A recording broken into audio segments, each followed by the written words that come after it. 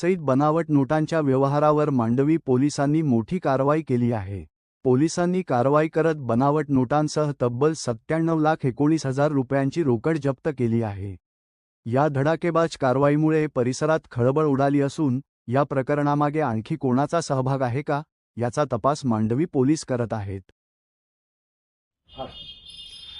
Mira Bhayandar Vasai Virar police आयुक्तालयाचे गुन्हे शाखेअंतर्गत गुन्हे शाखा युनिट 2 याचे अधिकारी आणि अंमलदार काल 10 ऑगस्ट रोजी पेट्रोलिंग करत असताना त्यांना माहिती मिळाली की एक इसम बनावट नोटा घेऊन येत आहे आणि खऱ्या चलनातील काही रक्कम दिल्यानंतर हा जास्त प्रमाणामध्ये बनावट नोटा लोकांना देण्याचं आमिष देत आहे।